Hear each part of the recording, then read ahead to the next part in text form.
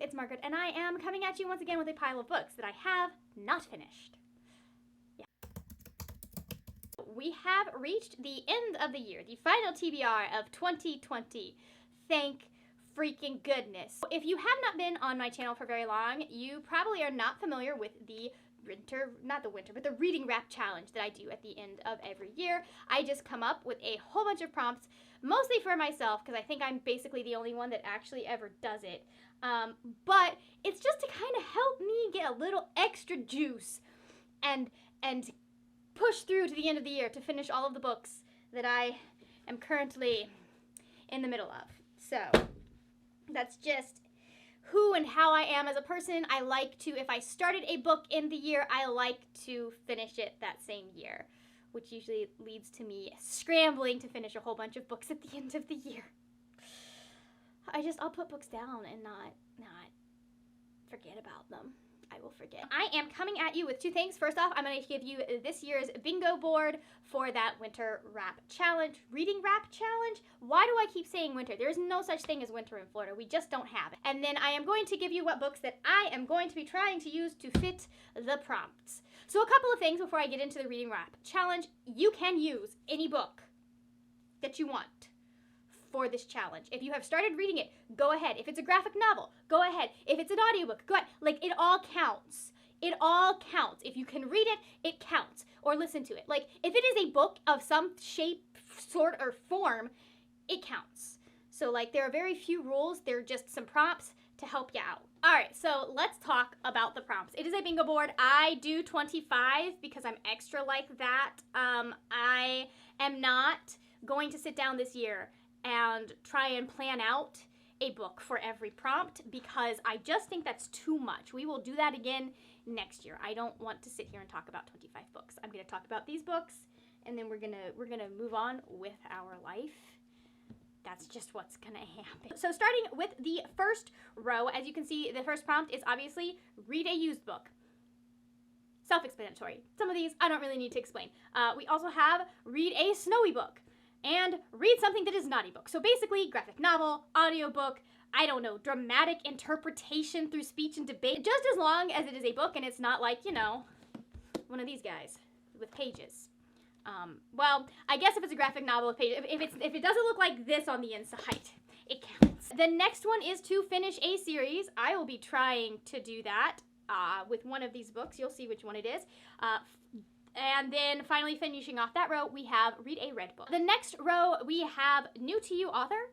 We have read the highest rated book on your TBR. So however you want to count TBR, if it's like you're throwing together this many books and you're just gonna read the highest, like, you know, 5 books so you can get the bingo, and you just want to read the highest, like count the highest rated of those 5 books. I don't know. If you want to grab like from your Goodreads TBR or your physical TBR, mine is up that way, which is why I just. The next one is read a book that is not set in the United States of America, because I feel like American fiction just kind of dominates the YA fiction world, at least, and much of the other fiction world, like it does, but it needs to be set in this world. Like it's a real world, like our world, but it is not in the United States.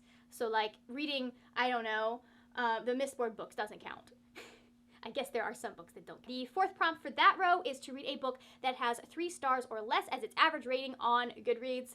However you want to do that. And then finally for this row, read a book with a sparkly cover. Starting row 3, the first prompt is to read a book that is 100 pages more than what you normally read. However you want to come up with an average, if you want to just take the last 5 books that you've read, or you have an idea of kind of what you like, just stretch a little and try a book that you wouldn't normally like pick up because it looks a little daunting, a little scary. The next one is read a book that is next in a series, and then you have read a 2020 book. This can either be a book that came out in 2020, or like if you want to interpret that as like a book that you heard about or added to your TBR in 2020, or that you bought in 2020. I know it's a little bit harder sometimes to get a hold of books this year, so just however you want to interpret, like read a 2020 book. I'll be doing probably read a book that came out in 2020. Do I have any? I should have thought of that before I started this. So if you couldn't tell, I come up with these prompts without really thinking about whether or not I have these books, and then it makes things fun. But I feel like if I was matching them to books that are on my TBR, I'd be cheating. The next prompt is to read a backlist book, so any book that did not come out this year. And finally, read a sunny book. My Southern Hemisphere people, I have got you, because I know winter, where you are, is not cold and snowy. It's the seasons are different. It's also sunny here because Florida. Starting out the next row, we have read a blue book, read a book that is gifted to you. So any book that you got for free in any way, shape, or form counts as a gift in my book. And then you have read a book recommended by a stranger. So just find someone on Book Twitter or BookTube that you don't usually watch or listen to or read their blogs. Like, find someone new, find a list of books that they're recommending or a video they've made, and pick a book from there. And number 4 is read a comfy book. And finally, read a book that is 300 pages or less for that row. Moving on to the final row, we start out with read a book that you put on your TBR before 2020. Read a book that you cannot wait to start. That book that you've been like, I'll get to it, but there are like 6 other books I need to read. Give yourself permission to just pick that book up and read it. Also, read a book with a drink on the cover. Read a book. Nope, a book purple? That doesn't make sense. That's not how words work in English. Read a purple book. And then finally, read an Oops DNF. Like, half of these right now are Oops DNFs. So anyways, actually no, it's mostly just Clockwork Princess. Let's talk about the books that I am in the middle of at the moment. The first one that I want to talk about is The Marrow Thieves by Sherry Demeline. This is a dystopian. It's basically about kind of this found family that lives in a futuristic setting where Native Americans are being oppressed again. They are being hunted down because people are not dreaming, except indigenous peoples. Like, indigenous peoples are still dreaming, and they have discovered that if you take the marrow from an indigenous person's bones, you will also, like, whatever the effects of not being able to dream, or it fixes you, basically, or fixes the people who are not indigenous. Like, it makes them so that they're not, whatever's going on. I'm very, very, very early in this book. This is one of the books I picked up for Indigathon. I was doing NaNoWriMo at the same time, so I knew I was probably only going to finish a handful of them, and then my brain just has not been wanting to read either, so yeah, just poor timing for my brain to quit. But I do want to get to this. It's really interesting. It is really compelling. It is like, I mean, this is a true dystopian, and I love them. Like, I'm not tired of dystopians. I don't understand how you could get tired of a genre that you enjoy. I don't get fatigued of them, but that might be because my favorite genre is fantasy, and there are like a gajillion out there, so I'm just used to like going on to the next. This could count for a used book. It could count for a new to me author, one that's not set in the US because this is set in Canada, and yeah. Also, I think it could count for 300 or like, yeah, this is less than 300 pages. We're good there. You'll notice I try and plan so that books, once again, hit multiple places on the bingo board. We have Clockwork Princess. This is going to count for my Oops DNF. It is also going to count for finishing a series because it's the final book in the trilogy. This is about Tessa Gray, and she is something. She finds out that she is a shapeshifter in the first book, and she gets kidnapped. Well, she gets kidnapped, and then she finds out she's a shapeshifter, because they know she is, but she doesn't know she is, and it's the whole thing, just the whole thing. And then she ends up getting rescued by some shadow hunters, and it's annoying for her because Will is annoying, but we love him anyways, and I love this series. This is like my third time rereading it, but I need to finish this to get to the next book in the Shadow Hunter Chronicle saga thing. Anyways, I don't think any of these are going to count for like 100. I might have to find like a big old chunky book to actually like, because I think I usually read stuff that's more around 400 or 500 pages. So I'm gonna need to find something that's like chunky. Anyways, but yeah, this also could count for like next in a series and backlist book. You can double up as much as you want, just because I like cheat. The next one that I am in the middle of, and this is probably what is on this cover. The next book that I need to pick up and was kind of an oops DNF, I just put it to the side because Indigathon and whatever the heck I was doing in October. I don't know. It's a nonfiction book, so it takes a little bit longer to read, but that is The Color of Law by Richard Rothstein. This is just basically about segregation and how it happened and how the government and banks aided and helped build the very, the stark segregation that we see in our country, and how they're part of the reason why we have like neighborhoods that were integrated. They resegregated them in the like 40s, 50s, and 60s for, obviously stupid reasons. This is a really, really good book. I'm really not enjoying it, but I am learning a lot. I have, in fact, been highlighting a few things. I need to put tabs in there, but it's also fun reading my notes because a lot of them are just like, oh yeah, of course they did that. Yeah, yep, of course that's what happened. Because I know enough about history at this point to be like, oh yeah, I recognize this. This has happened before.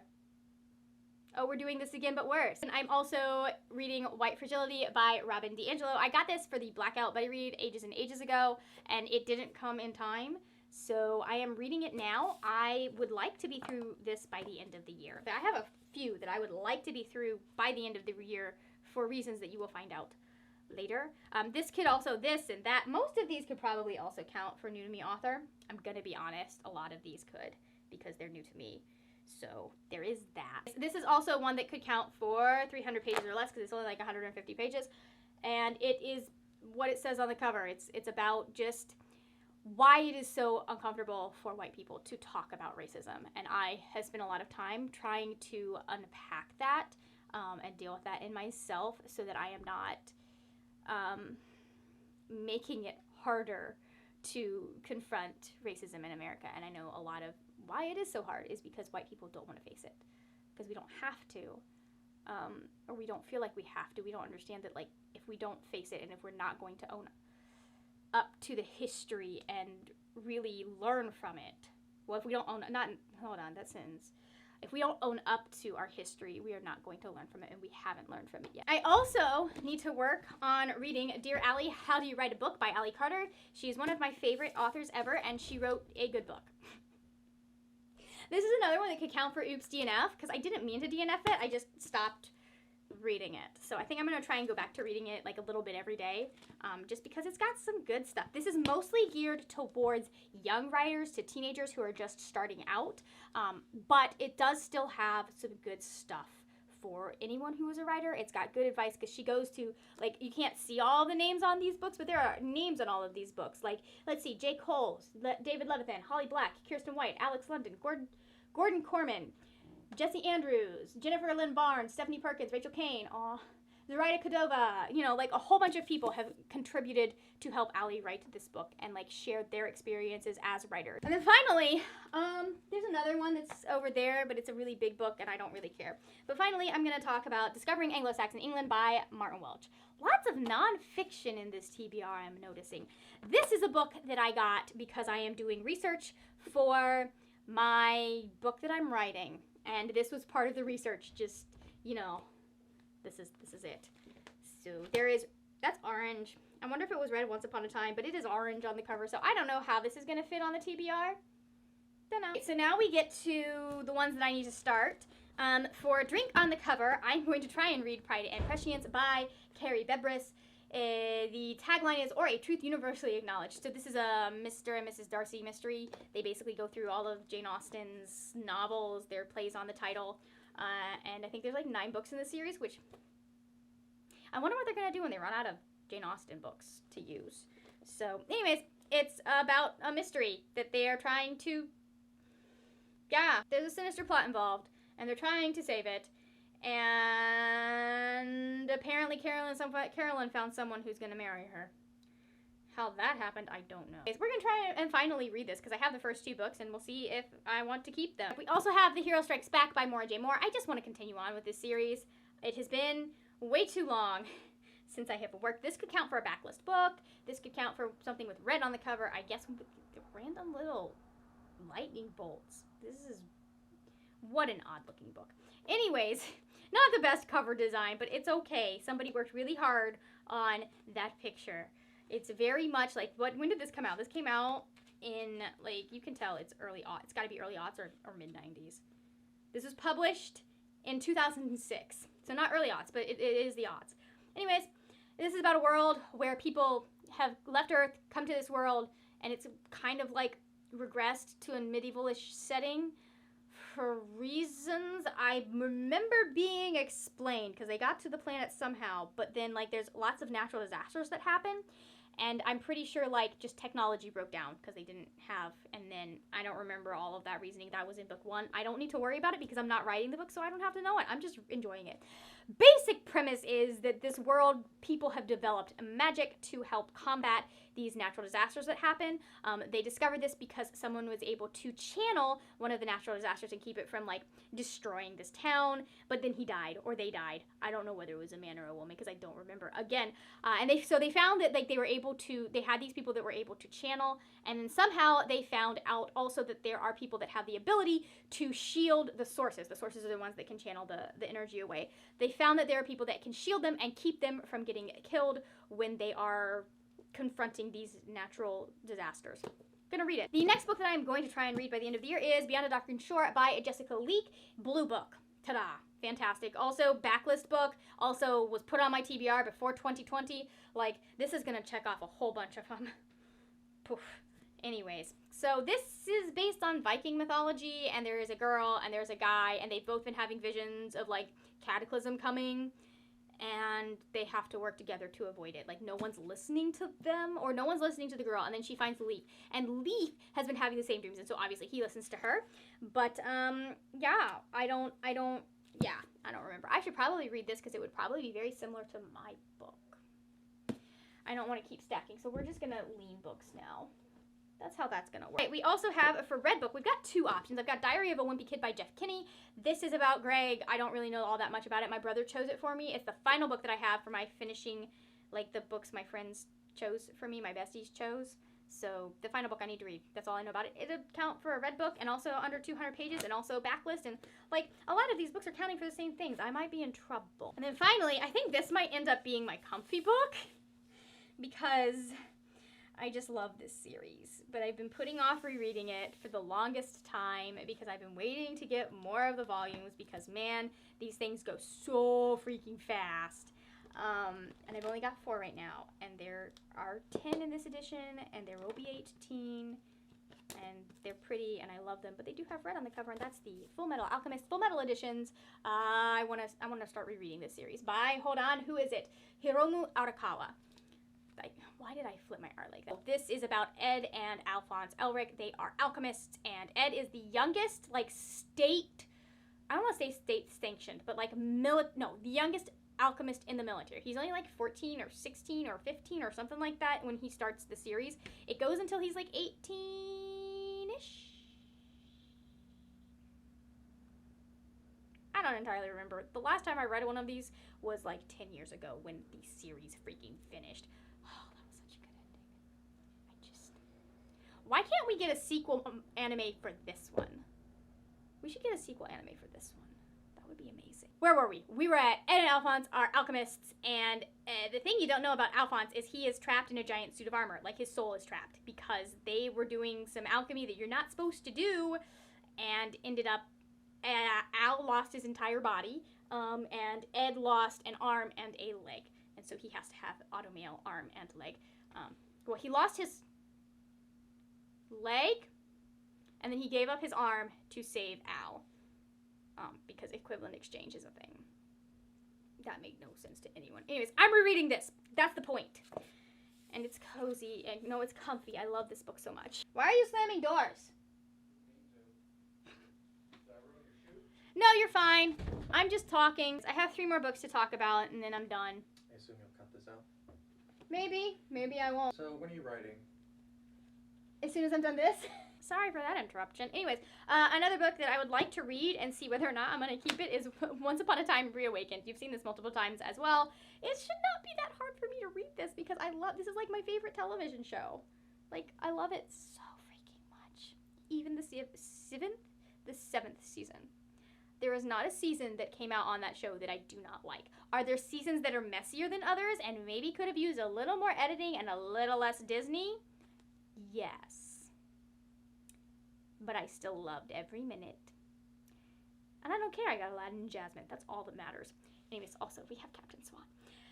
I need to read this. This is about Emma Swan. She is a woman who grew up in foster care, and she has someone show up at her apartment and tell her that basically she needs to come back to a town, a little like town in Maine with them, and help save the town. And because he is 10 and she doesn't want to get arrested, she just is like, I'm just going to take you home. And then he convinces her to stay.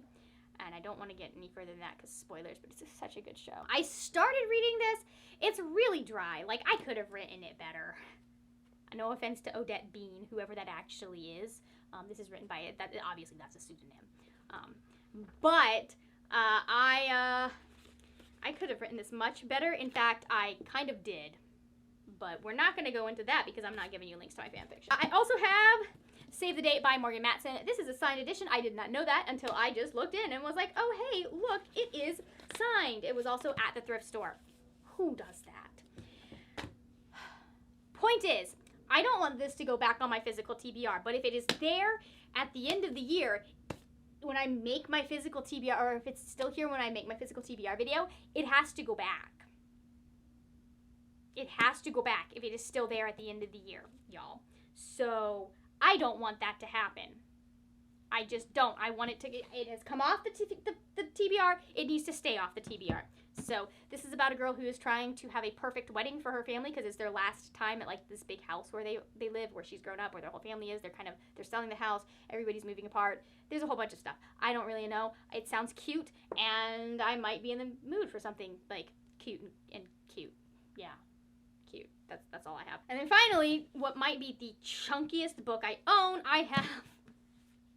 My God, I've been trying to read this book all year. This is going to be my can't wait book, even though I've waited 9 months. And this Chain of Gold by Cassandra Clare. This is the sequel series to The Infernal Devices. It is about the characters of the kids of the characters in that first book, or series.